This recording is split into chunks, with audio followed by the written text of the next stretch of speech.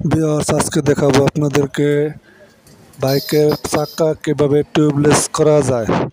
আমরা এই বাইকটির চাকা টিউবলেস করব, তো আপনাদেরকেও দেখাবো, দেখতেই থাকুন।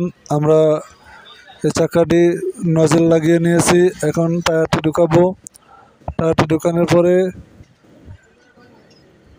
দেখতেই থাকুন, টায়ারটি ঢুকানো হয়ে গিয়েছে আমাদের। এখন আমরা এটার ভিতরে জেল ভরবো, চাকার ভিতরে জেল ঢুকাবো। নন রিটার্ন বাল্বটি খুলে নিলাম, এখন আমরা জেল ঢুকিয়ে দেব। দেখতেই থাকুন।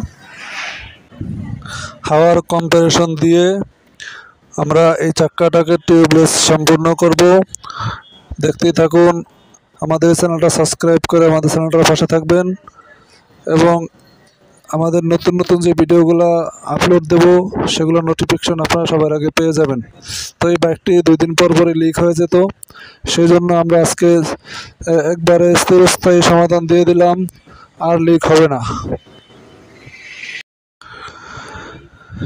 এভাবে আমরা কাজগুলো করে থাকি। দেখুন, এখন আমরা ডাইরেক্ট হাওয়ার প্রেসারের মাধ্যমে বাইকের চাকাটি হাওয়া দিয়ে নেব।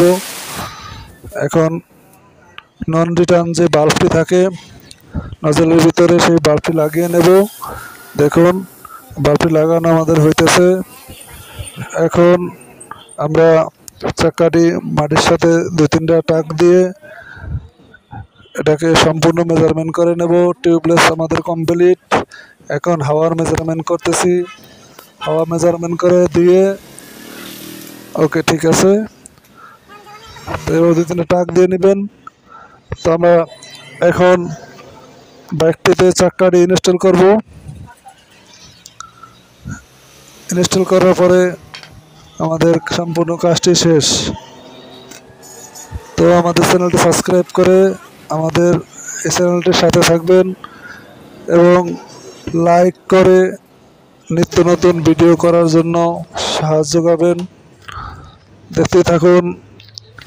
আমরা চাকাটি লাগিয়ে নিয়েছি, এখন চাকার নাট বেল্ট লাগিয়ে দিয়ে চাকাটা ঘুরান দিয়ে ইজি আছে কিনা দেখব। হ্যাঁ, আমাদের চাকাটি ইজি আছে। এভাবে ইজি থাকলে আছে কিনা চেক করে নেবেন। ধন্যবাদ। আমাদের ভিডিওটি শেষের পর্যায়ে যারা আমাদের সাথে এখনও ছিলেন তাদেরকে অসংখ্য ধন্যবাদ জানিয়ে শেষ করছি। আল্লাহ হাফেজ। শিকদার বাইক সার্ভিসিংয়ের পক্ষ থেকে আপনাদেরকে শুভেচ্ছা।